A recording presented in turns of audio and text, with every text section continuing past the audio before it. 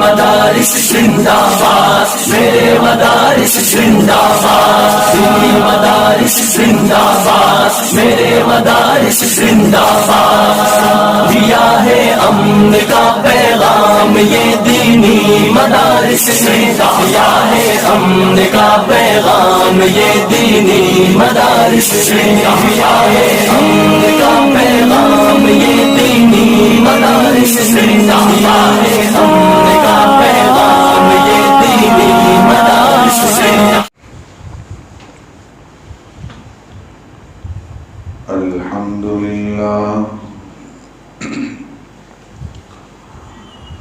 الحمد لله وكفى وسلام على عباده الذين اصطفى وصل وسلم على سيدنا محمد المصطفى وعلى آله وأصحابه نجوم الهدى وقادة التقى، أما بعد، أعوذ بالله من الشيطان الرجيم، بسم الله الرحمن الرحيم، فلما أسلما وتله للجبين وناديناه أن يا إبراهيم قد صدقت الرؤيا إنا كذلك نجزي المحسنين، صدق الله العظيم۔ ایک بار درود پاک پڑھیں۔ اللهم صل على سيدنا محمد وعلى آل سيدنا محمد وأصحابه وأزواجه وبارك وسلم۔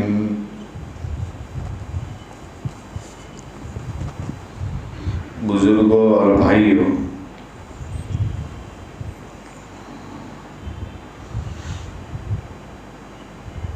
آج عید الاضحیٰ کا مبارک دن ہے۔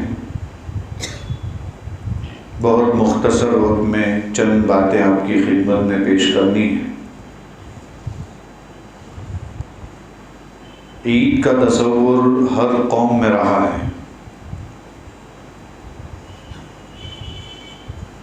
لیکن مسلمانوں کے لیے جو عید کا دن ہے وہ اللہ تعالیٰ نے متعین کیا ہے۔ دوسری قوموں میں جو عید کا تصور آتا ہے تو اس کے سامنے آپ دیکھتے ہیں کہ پٹاخے بازیاں، بے حیائیاں، یہ سب دوسری قوموں میں ہوتا ہے، لیکن جب اسلام میں جو دو عیدیں نبی کریم صلی اللہ علیہ وسلم نے ہمیں بتلائی، وہاں پٹاخے بازیاں نہیں بتلایا، بے حیائی کے بارے میں کچھ بھی نہیں کہا، بلکہ اس دن ایک اور عبادت کا اضافہ کر کے تکبیرات میں بھی اضافہ کیا جاتا ہے، اور کہا جاتا ہے کہ اللہ تعالیٰ کی حمد و ثنا اس دن اور بڑھ جائے گی۔ 5 نمازیں روزانہ پڑھی جاتی تھی، اس دن ایک اور نماز پڑھی جائے گی۔ یہ ہمارے یہاں عید کا تصور ہے۔ ہمارے یہاں عید میں باؤنڈریز بھی لگائی ہے کہ آپ اس سے باہر نہیں نکل سکتے، ایک حدود ہے۔ ایسا نہیں ہے کہ خوشی میں آ کر آپ جو چاہیں کریں، جس طرح چاہے کریں۔ یہود نے الیوم اکملت لکم دینکم واتممت علیکم نعمتی ورضیت لکم الاسلام دینا، جب یہ آیت کے بارے میں یہود نے یہ کہا کہ یہ آیت اگر ہماری تورات میں نازل ہوئی ہوتی تو ہم اس کو عید کا دن بناتے۔ حضرت عمر رضی اللہ تعالیٰ عنہ نے فرمایا مجھے اچھی طرح معلوم ہے یہ کس وقت نازل ہوئی، کس دن نازل ہوئی، یہ سب معلوم ہے، لیکن ہم خوشی منانے میں اللہ کے حکموں کے پابند ہیں۔ اللہ کے رسول صلی اللہ علیہ وسلم کے حکموں کے پابند ہیں. وہ جو بتلائیں گے وہ کریں گے، وہ جو نہ کہیں گے وہ نہیں کریں گے. یہی مزاج ہمیں بھی بتلایا گیا ہے، اور مسلمانوں کو اور قیامت تک آنے والے تمام مسلمانوں کو یہ سیکھنا چاہیے کہ اسلام کے معنی ہی ہے اپنے آپ کو کسی کے حوالے کر دینا، یعنی اللہ کے حوالے کر دینا. اور اللہ کے حوالے کر دینے کا نام جب اسلام ہے تو پھر اللہ تعالیٰ جس چیز کو کہے وہ کرنا ہے، جو منع کرے وہ نہیں کرنا ہے. اس کو عید قرباں بھی کہتے ہیں. یہ قربانی کی عید ہے، اس میں قربانی کی جاتی ہے اور حضرت ابراہیم علیہ السلام کی یاد اور حضرت اسماعیل علیہ السلام کی یاد کو کاپی کیا جاتا ہے. اور آپ جانتے ہیں کہ حضرت ابراہیم علیہ السلام کی پوری زندگی واقعتاً نمونہ ہے، اس امت مسلمہ کے لیے بھی نمونہ ہے. قرآن کریم میں اس کو بھی کہا ہے کہ لَقَدْ كَانَ لَكُمْ فِيهِ أُسْوَةٌ حَسَنَةٌ، جو قَدْ كَانَتْ لَكُمْ أُسْوَةٌ حَسَنَةٌ فِي إِبْرَاهِيمَ وَالَّذِينَ مَعَهُ. ابراہیم علیہ السلام کی زندگی میں تمہارے لیے نمونہ ہے، بہترین نمونہ ہے. ابراہیم علیہ السلام ایک ایسے گھر میں پیدا ہوئے ہیں جس گھر میں بتوں کو بنایا جاتا تھا، اور آپ جانتے ہیں وہاں سے انہوں نے جس طریقے سے ایک سفر کیا ہے اس کے واقعات تو ہم سنتے ہی رہتے ہیں. لیکن مجھے یہ بتلانا ہے کہ ابراہیم علیہ السلام کی زندگی میں ہمارے لیے کہاں کہاں سبق چھپے ہیں.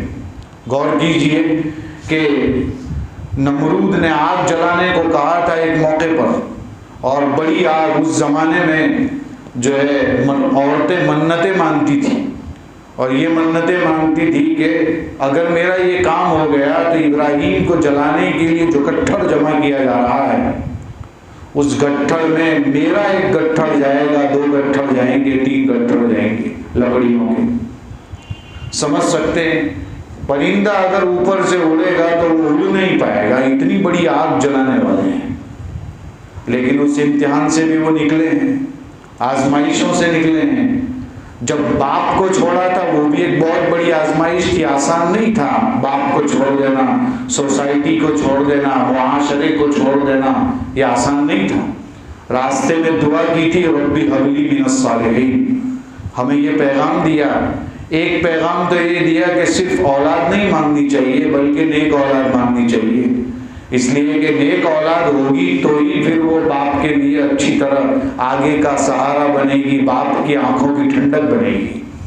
اور ابراہیم علیہ السلام اس لیے نہیں مانگ رہے ہیں کہ یہ میرے بڑھاپے میں سہارا بن جائے، اس لیے نہیں مانگ رہے ہیں، بلکہ اس لیے مانگ رہے ہیں کہ جو میں مشن لے کر چل رہا ہوں اس مشن کو آگے بڑھانے والا کوئی ہونا چاہیے میرے بعد. اس لیے وہ مانگ رہے ہیں ربی هب لی من الصالحین، اے میرے رب مجھے نیک بیٹا عطا فرما. اور آپ جانتے ہیں وہ واقعہ جس میں جانا نہیں چاہتا، حضرت سارہ کے ساتھ پہلے شادی ہوئی تھی ابراہیم علیہ السلام کی، لیکن ان سے پہلے بچہ نہیں ہوا، اولاد نہیں ہوئی، کچھ وقت تک نہیں، کافی وقت تک.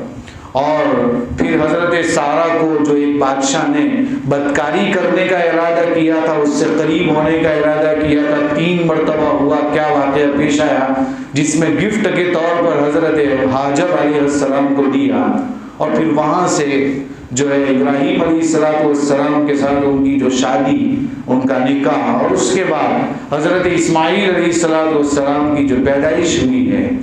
اور آپ جانتے ہیں یہ پہلا بیٹا ہے، اور کتنے سال کے بعد، تقریباً 80 سال کے بعد، 86 سال کے بعد بچہ پیدا ہو رہا ہے. ہمیں یہ پیغام ملتا ہے کہ اولاد اتنے سال کے بعد بھی ہو سکتی ہے. ابراہیم علیہ السلام کو اتنے سالوں کے بعد اولاد ہوئی، معلوم ہوا نا امید نہیں ہونا چاہیے. اور پھر ابھی تو یہ بچہ اتنی عمر کے بعد آ رہا ہے، اور پھر کہا کہ جو ہے قربان کر دو. اللہ کی راہ میں خواب آیا، اور نبی کا خواب بھی وہی ہوتا ہے، تو خواب میں یہ ذبح کرنے کو کہا. تو آپ انداز لگا سکتے ہیں کہ جب خواب میں ذبح کرنے کو کہا جا رہا ہے، اور وہ بھی اکلوتا بیٹا ہے، ابھی اکیلا ہے فی الحال تو، اور وہ بھی اتنے سال کے بعد آیا ہے اور دعاؤں کے بعد آیا ہے، اور ابھی تو کام کاج میں ساتھ ہونے کے قابل ہوا ہے. فلما بلغ معه السعی، دوڑنے کی عمر کو پہنچا، مطلب یہ ہے کہ ابھی ابھی باپ کے کام کاج میں شریک ہو سکتا ہے، اتنا ہی ہوا ہے اور کہا کہ اب اسے ذبح کر دو۔ آسان نہیں تھا، اگر ہمیں ذبح کرنے کا حکم دیا جائے تو پتہ نہیں ہم کیا کیا سوچیں گے، کیا کیا کریں گے۔ اگر ہم کو یہ حکم آ جائے کہ اپنے بیٹے کو ذبح کرنا ہے تو ہم گلیاں نکالیں گے، راستے نکالیں گے۔ آسان نہیں ہے اپنے جگر کے ٹکڑے کو ہاتھ سے ذبح کرنا، اور پھر جب ذبح کرنے کے لیے لے چلے تو وہ بیٹا بھی ہاجر کی گود میں پرورش پایا ہوا تھا۔ یہ آسان نہیں ہے، اس لیے کہتے ہیں نا مائیں اچھی ہوتی ہے تو بچے اچھے ہوتے ہیں۔ آج کل ماؤں کا مسئلہ ہے دودھ پلاتے ہوئے بھی سیریل دیکھتی ہے، دودھ پلاتے ہوئے بھی پکچر دیکھ رہی ہوتی ہے، تو نتیجہ کیا ہوتا ہے، بچہ کیا بنتا ہے وہ آپ کے سامنے ہے۔ یہاں حضرت ہاجر علیہ السلام کی گود میں پرورش پائے ہوئے ہیں، حضرت اسماعیل علیہ السلام بے آب و گیا میدان میں پہلے انہیں چھوڑ دیا گیا تھا، یہ ایک آزمائش تھی، اور پھر یہ ایک اور آزمائش ہے کہ جو ہے بیٹے کو ذبح کرنے کو کہا جا رہا ہے، لے جا رہے ہیں ابراہیم علیہ السلام۔ اور مسند احمد کی روایت میں ہے کہ حضرت اسماعیل علیہ السلام یہ کہہ رہے ہیں کہ جو ہے میرا قمیص اتار لیجئے تاکہ کفن میں کام آ جائے آپ کو، اور دھبے نظر نہ آئے، مجھے الٹا کر دینا۔ یہ مشہور باتیں ہیں جو لکھی ہوئی ہے تاریخ میں کہ جو ہے مجھے الٹا لٹا دینا، اور تاکہ میرے چہرے کی طرف اگر آپ کی نظر رہے گی تو شاید آپ کو رحم آ جائے گا، مجھے دیکھ کر ذبح کر دینا۔ یہ آسان نہیں ہے۔ اور پھر آپ جانتے ہیں کہ حضرت اسماعیل علیہ السلام کو جب ذبح کرنے کے لیے لے گئے اور لٹایا اور چھری بھی چلائی، اور خواب میں یہی دیکھا تھا کہ میں تمہیں ذبح کر رہا ہوں، خواب میں یہ نہیں دیکھا تھا کہ میں نے تمہیں ذبح کر دیا۔ تو وہی جو ہوتی ہے خواب وہی ہوتی، وہ پوری تو ہو گئی، پورا تو ہو گیا خواب۔ ایسا بھی نہیں ہے کہ اس میں کچھ پیچھے ہوئے ابراہیم علیہ السلام۔ نبی کا خواب سچا ہوتا ہے تو لوگ کہیں گے ذبح کیوں نہیں ہوئے جب نبی کا خواب سچا ہوتا ہے؟ تو خواب میں یہ نہیں دیکھا تھا کہ جو ہے ذبح کر دیا ہے، خواب میں یہ دیکھا تھا ذبح کر رہا ہوں، تو کر رہے تھے۔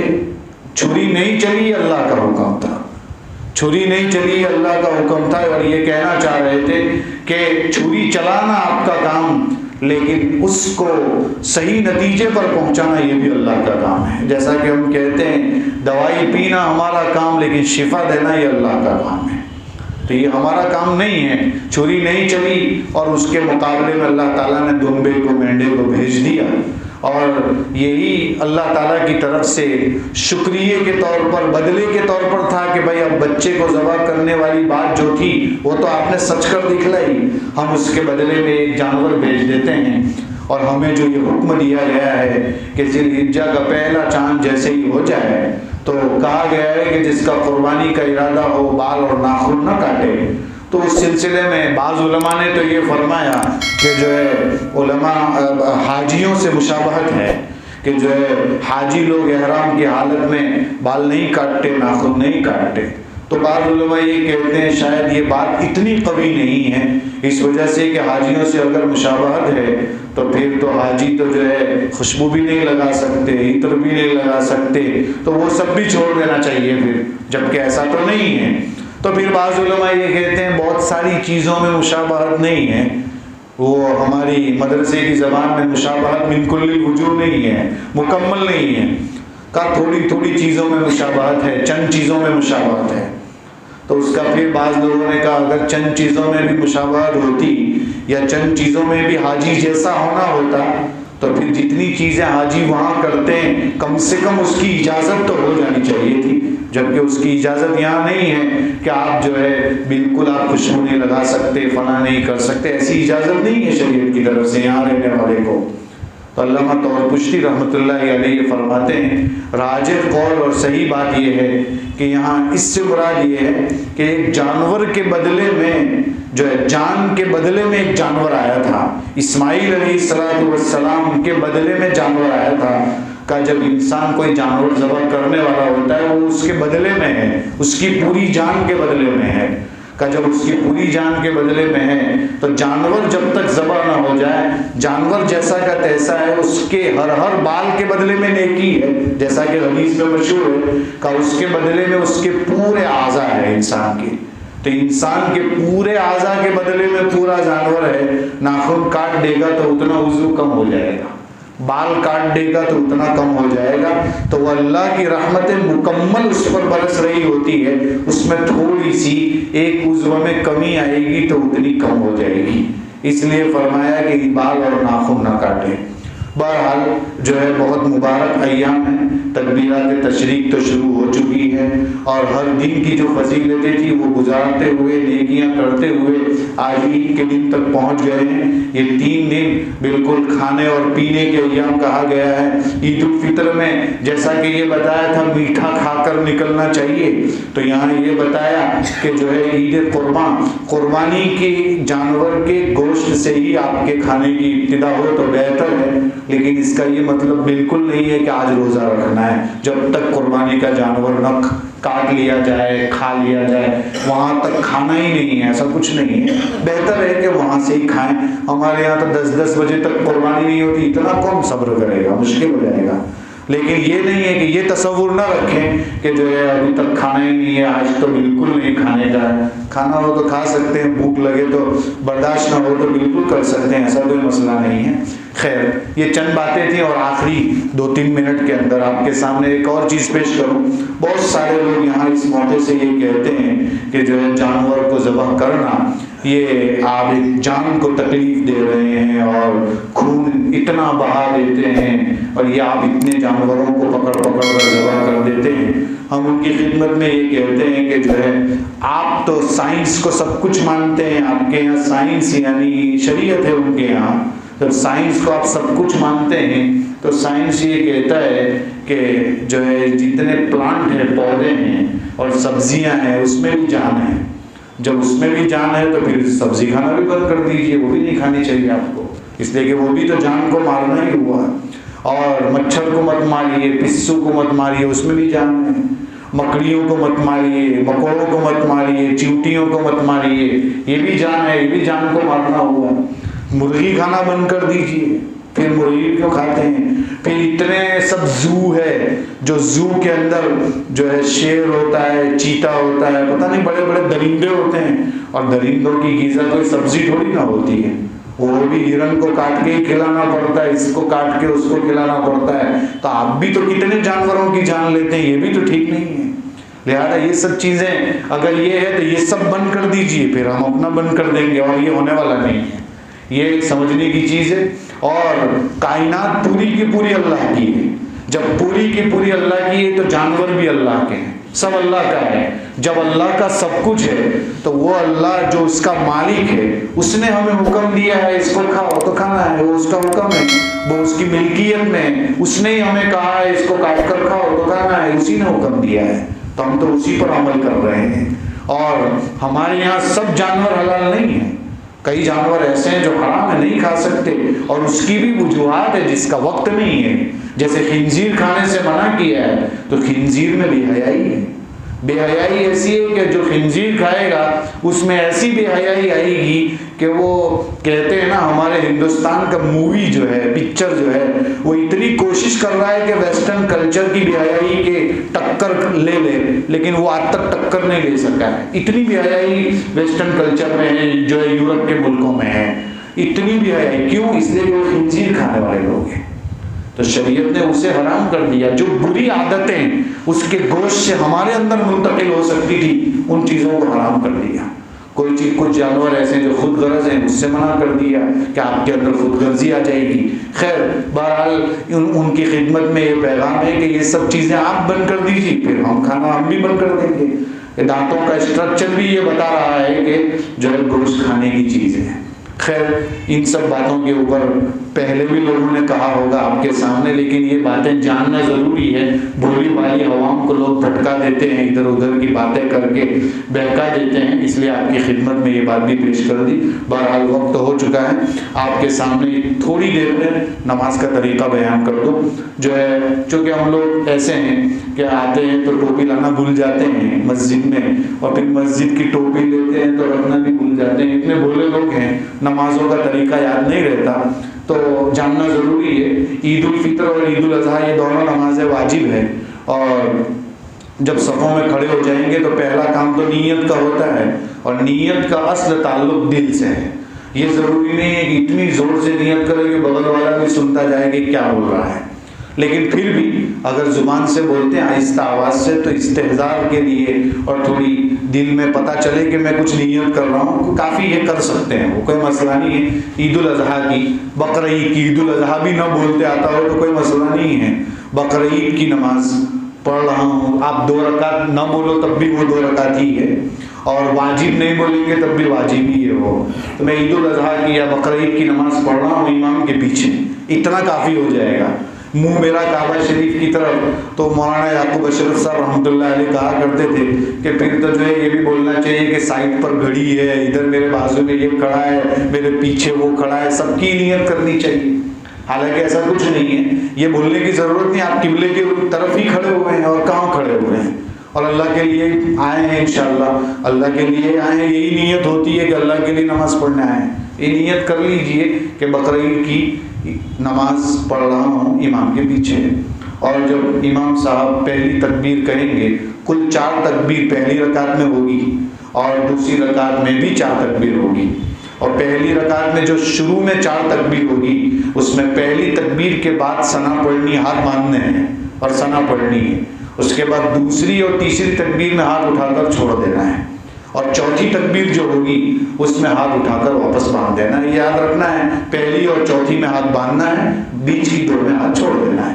پہلی میں تکبیر کے بعد آپ کو ثنا پڑھنا ہے، دوسری میں چوتھی میں ہاتھ باندھنے کے بعد آپ کو کچھ نہیں پڑھنا ہے، پھر امام صاحب جو چاہے پڑھیں گے، سورہ فاتحہ ہوگی، قرات ہوگی، دوسری رکعت میں پھر پہلے سورہ فاتحہ ہوگی، قرات ہوگی، اس کے بعد رکوع میں جانے سے پہلے ٹوٹل 4 تکبیر ہوگی، اس میں پہلی 3 تکبیروں میں ہاتھ اٹھا کر چھوڑ دینا ہے، اور چوتھی تکبیر میں بغیر ہاتھ اٹھائے رکوع میں چلے جانا ہے۔ بس اتنا یاد رکھنا ہے، بہت آسان ہے، مشکل نہیں ہے۔ اور پھر نماز کے بعد مختصر دعا ہوگی، اور دعا کے بعد خطبہ ہوگا، خطبہ ضرور سن کے جانا چاہیے، ادھورا کام نہیں کرنا چاہیے، خطبہ سننا واجب ہے تو خطبہ ضرور سننا چاہیے، بس اس کی فکر کریں اور صفوں میں اپنے آپ کو کھڑا کر دیں۔